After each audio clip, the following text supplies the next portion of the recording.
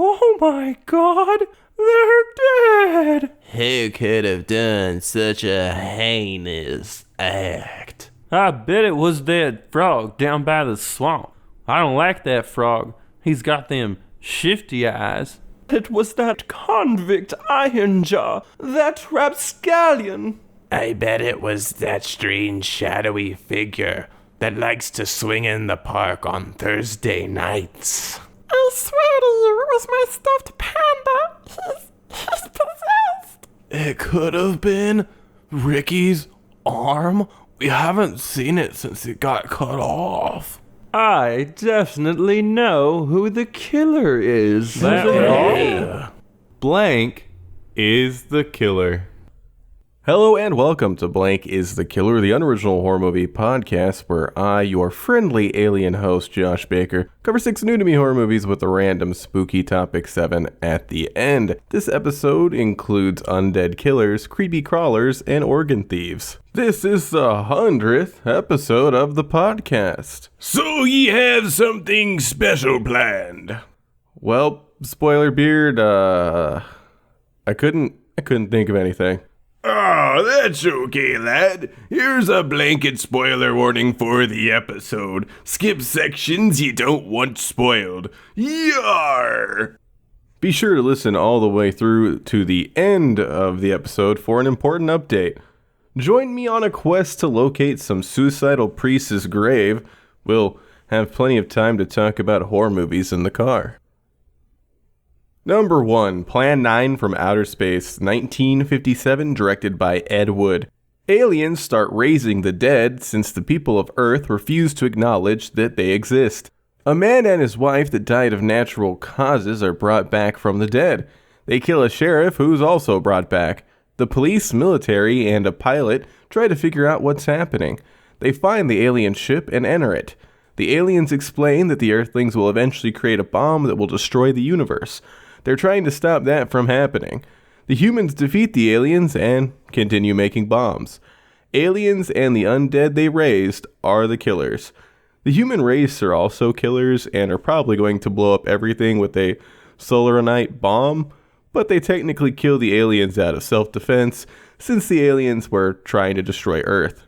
The aliens didn't want to destroy Earth, but since the human race refused to be diplomatic and is completely self-destructive, the aliens knew it was either Earth or the entire universe. I was rooting for the aliens. Years ago, I watched Tim Burton's Ed Wood movie. I decided I would check out at least one of Ed Wood's movies after watching it, and have finally seen Plan 9 from Outer Space. It has everything. Bela Lugosi, flying saucers, high-fashion aliens, dumb human pilots, stock footage of the military, zombie vampira, a giant wrestler, and outside wicker furniture. I ended up watching the colorized version since it could be used for my Blood and Bone watch party. The added color didn't add anything to the movie. When black and white footage is colorized, it's almost always off just enough to look peculiar. The movie is called Plan 9 from Outer Space. Well, it was originally titled Grave Robbers from Outer Space, but ended up being called Plan 9 from Outer Space because the aliens are on their 9th plan to get the Earth to recognize them. Plan 9 being resurrecting the dead. I don't know how terrible the other 8 plans were, but if Plan 9 is any indication, they were probably equally as stupid. We will now enact Plan 5. All dogs on Earth will let out a very quick meow before returning to their barking nature. This will surely get the humans to notice and respect us. Plan 9 from Outer Space is a weird movie to talk about since all I want to do is recommend you watch it, then watch Tim Burton's Ed Wood movie. It's a perfect double feature. The Burton movie provides a ton of information on how Plan 9 came to be. It talks about Ed's struggles, his friendship with Bela Lugosi, and the events that led to the creation of the first big So Bad It's Good movie. Plan 9 from Outer Space is credited as Bela Lugosi's last film. He passed away before its conception, but before his passing, Lugosi and Wood shot a bunch of random stuff for other projects that was then used for Plan 9. Ed Wood's future wife's chiropractor was brought on as a stand-in for Lugosi. It's obvious that he isn't the OG Dracula, even though he's covering his face with a cape at all times. The chiropractor was a fake shemp, a new term I just learned about. It's a person that takes over for another actor who's no longer willing or able to play a role. Another example of fake shemps are the two actors that helped complete Game of Death after Bruce Lee's passing. The term was coined by Sam Raimi after the stand-ins that were used to complete original Three Stooges films that Shemp Howard was already committed to before passing away. I've ended up talking about fake shemps way too much. Plan 9 from Outer Space is a fun time. It's not a good movie, but it's packed with heart and charm. I highly recommend the Plan 9 from Outer Space, followed by Tim Burton's Ed Wood double feature. Number 2, Laid to Rest, 2009, directed by Robert Green Hall. A girl suffering from a head injury wakes up in a coffin. A man with a chrome skull mask is trying to kill her. She escapes and runs into locals. She decides to be called Princess since she can't remember who she is. Almost everyone she meets ends up dead. The man with the chrome skull is eventually taken out after he attempts to reapply his mask with glue that was changed out for medical grade glue, which somehow destroys his face. Princess bashes in his face to make sure he's dead. She then gets in a car with the only other survivor and heads for Atlanta. The man with the chrome skull face is the killer. If you go into Laid to Rest without reading the synopsis, you're going to be confused as to what exactly is going on with the main character. She pops out of a coffin not knowing where she is and just seems like a really dumb person. It's easy not to put two and two together, even after the movie shows you she has a head wound. The self-titled protagonist, Princess, is suffering from a head injury. That's why she never seems to know what's going on. Is that also why she makes a ton of terrible decisions that get a bunch of people killed?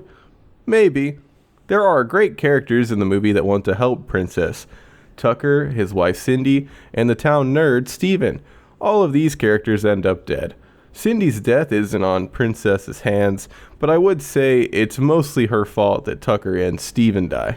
Princess throws caution to the wind. At one point, she even decides to approach the killer without a weapon or a plan.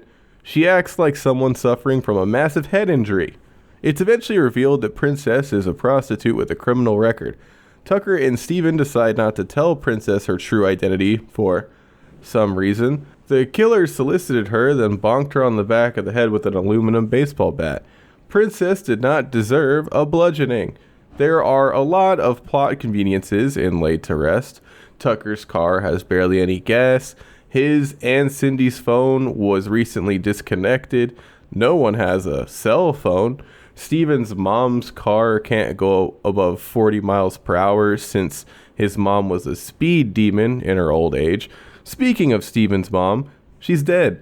The killer turns her into a makeshift puppet by planting his knife into the back of her head to play a hilarious prank on Steven. Chrome Skull is such a rascal.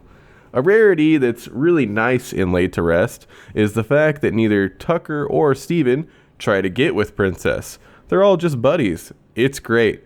This section so far is probably not selling you on Laid to Rest. It's actually pretty good. Why? The kills. The kills in Laid to Rest are gnarly, practical, and brutal. Robert Green Hall, the director, was mainly a special effects artist, which makes complete sense.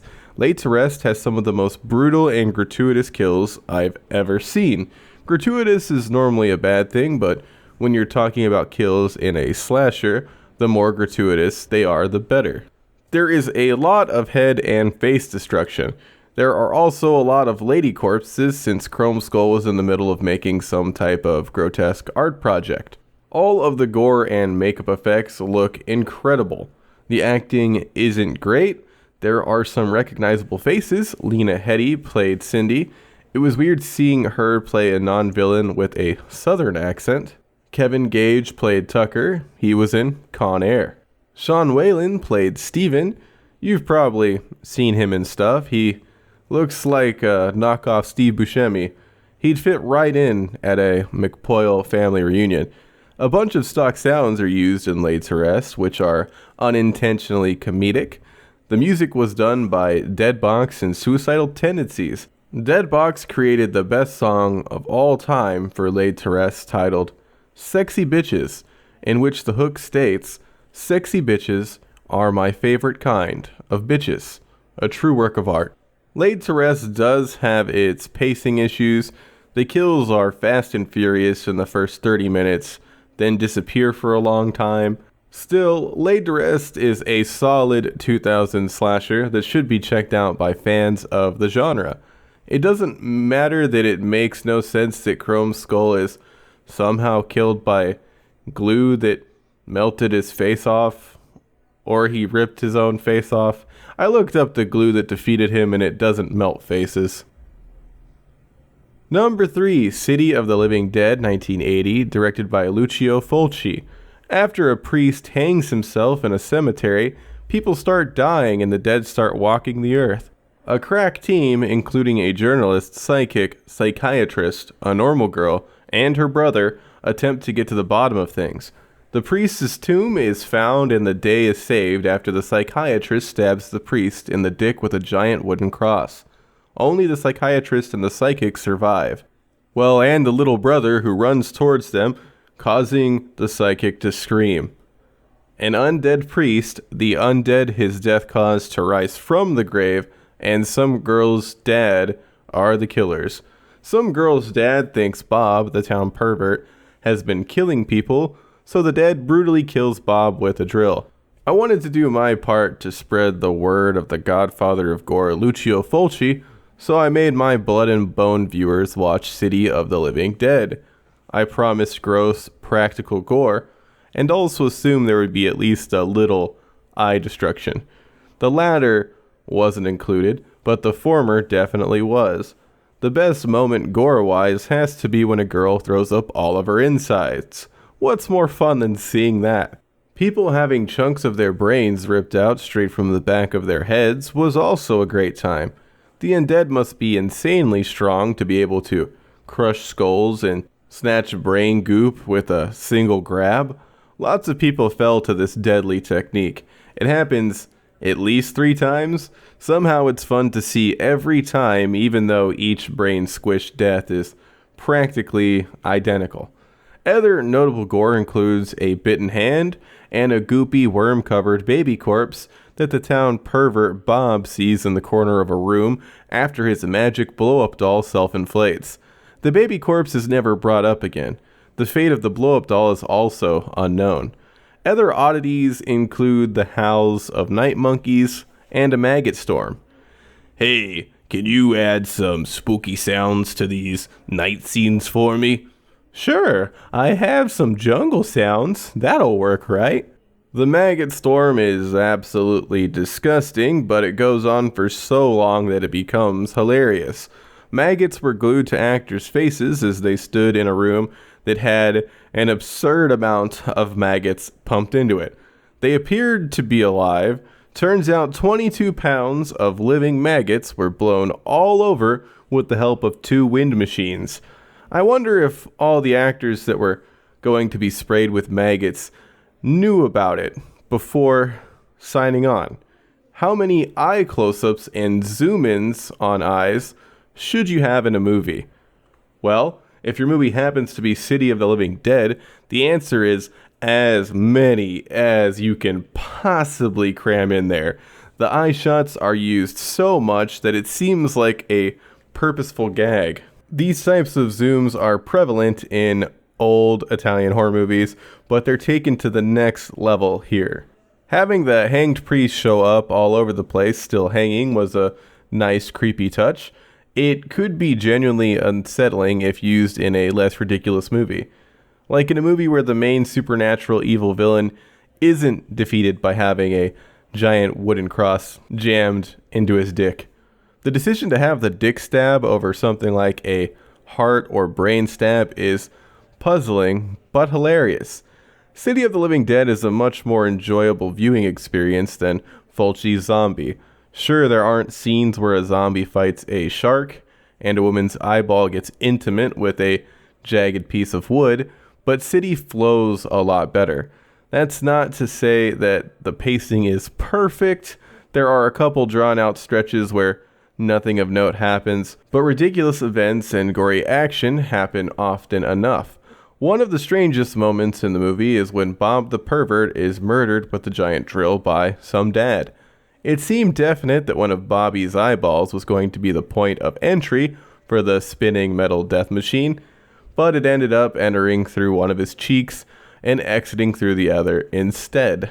The weird part is that it's just a murder. That dad murders Bob on a hunch. In order to stop the hanged priest curse from opening the gates of hell, his grave needed to be found before All Saints' Day. It's All Saints' Day Eve, and the journalist and psychic are at the graveyard looking for the priest's resting place. They then bump into the psychologist and normal girl. Instead of explaining what they are on a mission to do at the cemetery, they leave the area, tell the others what needs to be done, and then goof off for hours. It's like this group of idiots doesn't even care that the gates of hell are about to be opened. City of the Living Dead is a great time. Consider checking this one out with a group of friends. I almost forgot that Michele Soavi plays a dude that's killed and comes back as a zombie. He's been in and made a bunch of great Italian horror like Demons and Stage Fright. Number 4, Ticks, 1993, directed by Tony Randel. A group of troubled teens go to stay at a cabin in the woods with 2 chaperones. A local man accidentally created mutant ticks. The ticks start killing people. There is also a duo that is growing weed. The duo kill a sheriff and try to kill one of the teens named Panic. Panic makes it back to the cabin and lets everyone know the weed duo are responsible for the state he's in right before he dies. A giant tick then bursts out of Panic. The weed duo ends up dead, and the rest of the teens and their chaperones make it out alive. The weed duo and mutant ticks are the killers. We all know that Seth Green is one of the greatest actors of our generation. Idle Hands, the It television movie, Josie and the Pussycats, Austin Powers, Can't Hardly Wait, Rat Race, he even does all those voices in Robot Chicken. Okay, maybe greatest actor of our generation is a bit of a stretch, but the guy is likable and has been in some fun stuff. I had just injected a few Seth Green movies into my eyeballs and needed more. Head on over to IMDb, and what do I see? A horror movie featuring Seth Green. Ticks. Ticks is a movie that's been on my radar for a while. I had been holding off on it because I assumed it was going to be pretty terrible. My assumption was correct, but after finally watching it, I can also confirm that it has some good stuff in it. Like Alfonso Ribeiro, who's best known for playing Carlton in The Fresh Prince of Bel-Air, being cast as a thug named Panic. Maybe if he wasn't Carlton first and foremost in my mind, I'd be able to take him seriously as a character hardened by the streets.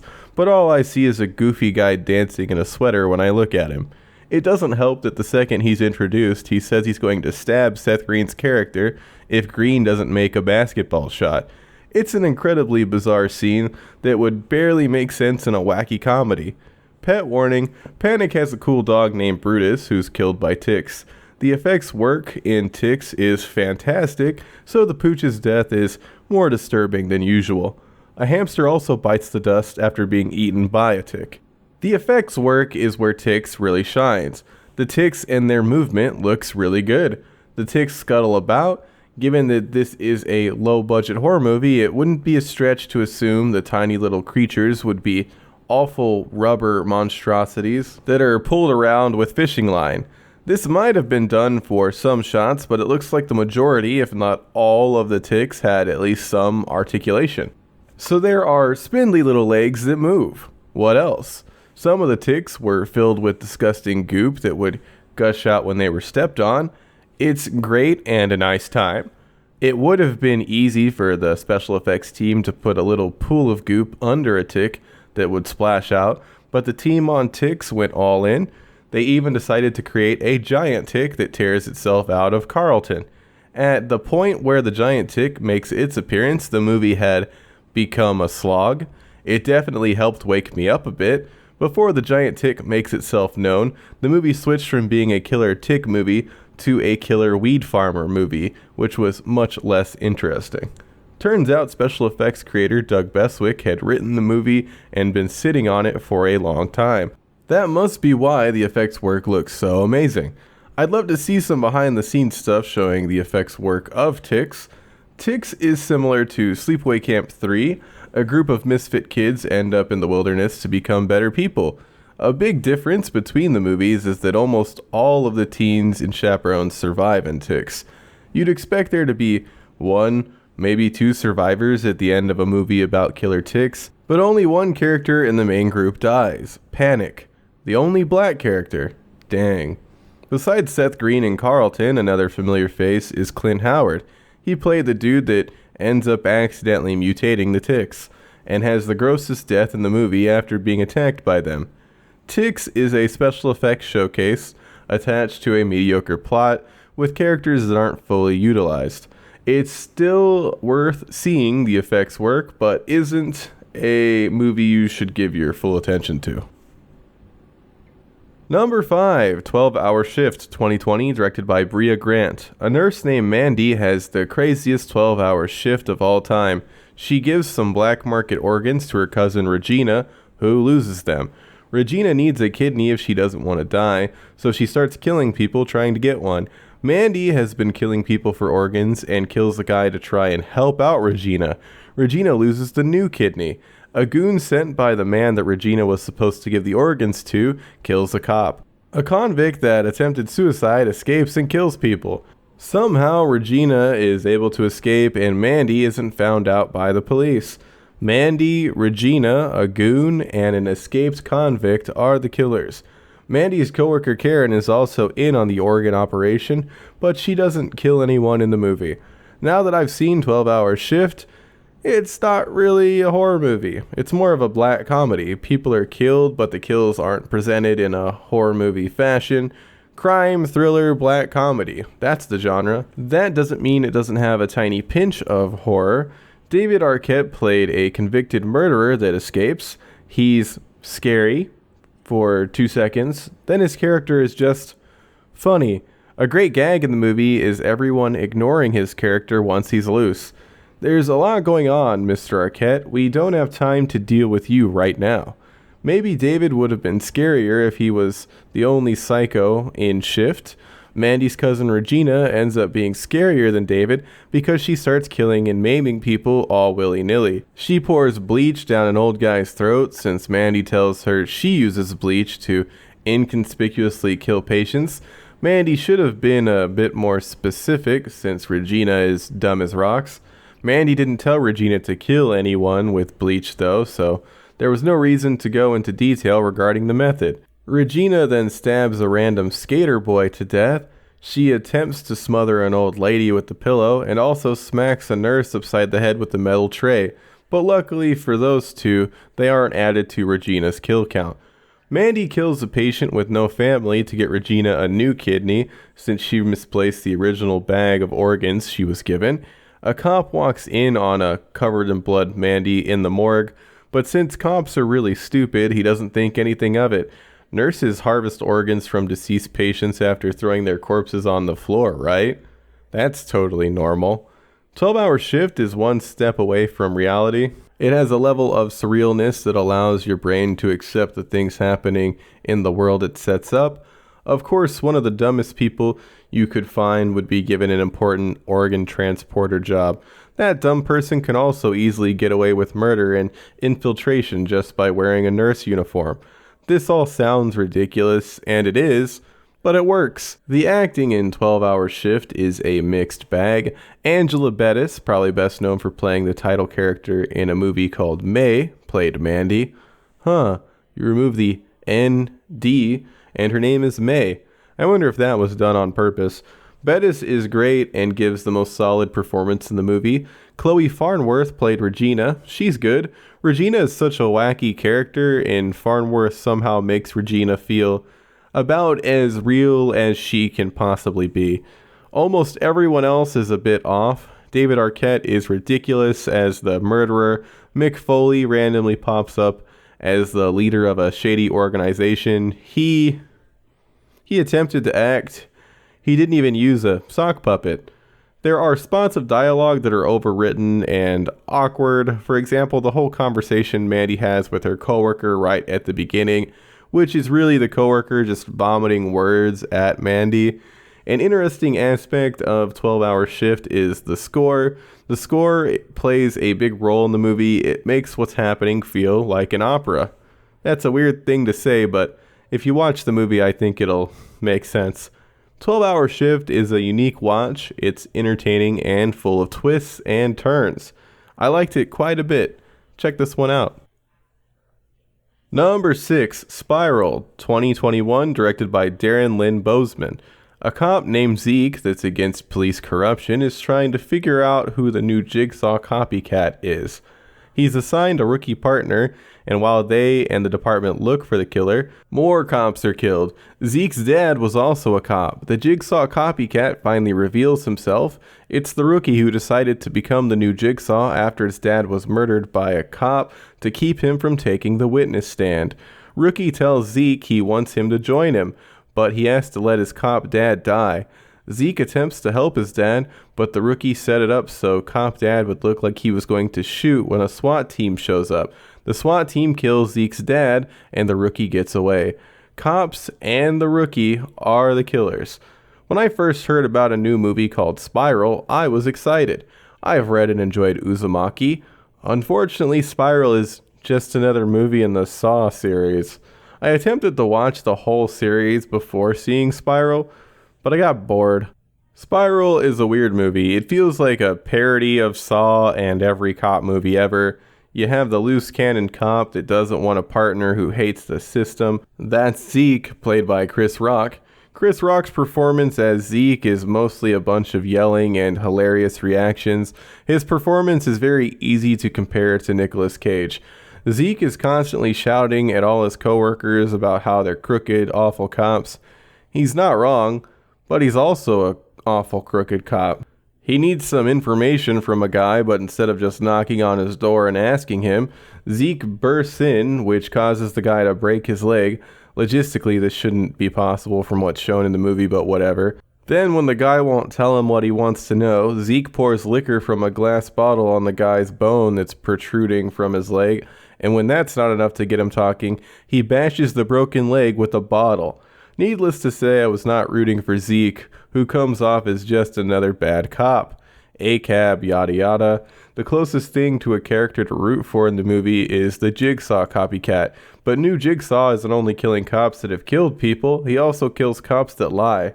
Lying is bad and all, but lying shouldn't be punishable by death. Like all the other Saw movies, the victims in the traps could allegedly escape by following certain directions.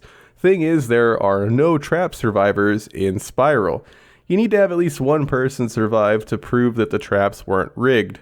A lot of the traps seemed rather inescapable. One has a cop have to bite down on a device to rip off his fingers in order to escape a tub of water that will electrocute him once it fills to a certain point. The cop goes right into biting down on the device. He takes a very brief pause, then continues. Even if he bit down right away and didn't ever stop, there didn't appear to be enough time for him to rip his fingers off and escape. The gore in the movie is practical and well done, but gore alone doesn't make for a good movie. The twist that the rookie is the new Jigsaw is obvious.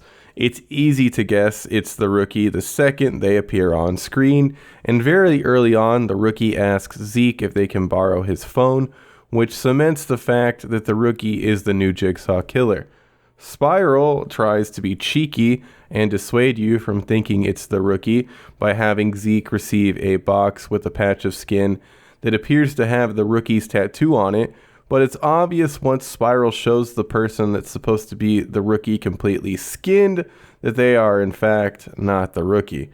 Darren Lynn Bousman does a much better job directing Spiral than the other Saw movies he's worked on, but Spiral does keep the terrible editing choice where a bunch of different shots of a character are shown whenever they are in a trap. The acting besides Chris Rock's isn't great. Samuel Jackson plays Zeke's dad. He gave a really generic performance. Something hilarious in Spiral is the flashback makeup. To make the characters look younger, they just slapped more facial hair on them. Rock was given a ridiculous looking full goatee, and Jackson was given a big silly mustache. It's great. Spiral is a weird parody movie trapped in a new, more serious take on Saw. It's not a good movie, but it is entertaining.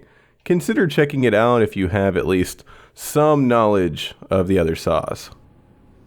Number 7, Evil, 2019 onwards, created by Michelle and Robert King. Evil was recommended to me recently, so I checked it out and almost bailed during the first episode. Why? Because it had a lot of hokey religious talk. Unlike Conjuring 3, Evil doesn't say it's based on a true story, so I can laugh at the silly idea that the devil is making people do bad things instead of getting mad. Evil is about a trio of characters debunking supernatural events. Sometimes the events can't be explained, but most of the time there is a completely normal and scientific explanation. The team is made up of 2 skeptics, Kristen and Ben the Magnificent, and a believer on the path to becoming a priest named David. David is annoying and dumb, but the other characters are a lot of fun. Something awful will be happening and Kristen and Ben are trying their best to help, while David is praying or shouting the Lord's Prayer or taking mushrooms to try to hallucinate. Seriously, media that wants to have religion defeat evils, you have to stop using the Lord's Prayer. If you really want to use it, at least have it done in Latin or something. Besides the main trio, there are also some amazing side characters. Kristen's wonderful mother, Christine, and a guy that might be a demon or at least has demonic powers named Leland. Christine is a grandma that loves wearing leopard print clothing and going out clubbing every night. Leland is an evil nerd. Of course, Christine and Leland end up hooking up. Other characters, well, Kristen has 4 kids. Yeah, 4. Jeez Louise, that's a lot of kids. At least her husband helps her watch them, right? Right? Nope, her husband is off helping people climb Mount Everest. He's not even a Sherpa, just some douchebag. Eventually, Mountain Husband comes back home and he's ugly. Come on, Kristen, leave this jabroni and date priest man who's obviously not going to be able to finish preschool. Why can't priests have wives or husbands? Catholicism is whack.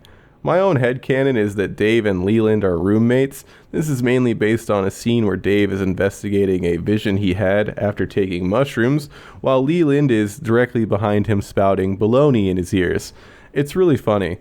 Whoever's writing Evil needs to do some more research when it comes to things like 4chan and deepfakes. There's a whole plot point where Kristen records Leland saying some heinous stuff as he does. She plays back the recording and a lot of what he said can't be heard on it, so she goes to Ben who just deepfakes in what was missing. It's not how deepfaking voices works. You need tons of recordings of a person's voice to make a believable deepfake of it, not a minute recorded on a phone. A lot of stuff happening in Evil is goofy, but it's fun and entertaining. Going after the hierarchy of demons, I'm here for that. The show is incredibly stupid, but sometimes all you want is some junk food media. I'm going to start season 2 soon, and thank goodness the stupid incel plot was dropped. That's a wrap on Blank is the Killer 100, Undead Killers, Creepy Crawlers, and Organ Thieves. Thanks for hanging out and listening to 100 dang episodes. If you like what you heard, consider leaving a rating or review on iTunes. Since I started the podcast, I've never taken a break. I didn't let vacations or film festivals or anything get in the way of releasing new episodes. That said, I'm a wee bit burnt out, so now that I've dropped 100 episodes, I'm going to take a little break. My current plan is to be back with Pumpkin Harvest 4 and new episodes in October. There will probably be a second live episode that month also. Moving forward, I'm also going to give myself more breaks and consider changing the format. I don't know how much I'll shake things up, if at all. While the podcast is on hiatus, I'm still going to watch a ton of horror movies. Well, maybe a little less than usual, but I will talk about all the movies I see on a weekly Twitch stream at twitch.tv/bonesawbaker. I plan on making a short announcement episode when I decide which day and what time that'll be happening. I'm also going to continue doing Blood and Bone, my weekly horror movie watch party, every Monday night at 7 p.m. Central Time at that Twitch channel. instead of ending the episode with something silly like I usually do, I'm just going to say thank you to all you listeners that gave me the strength to pump out 100 episodes. I couldn't have done it without you, and it means a lot to me.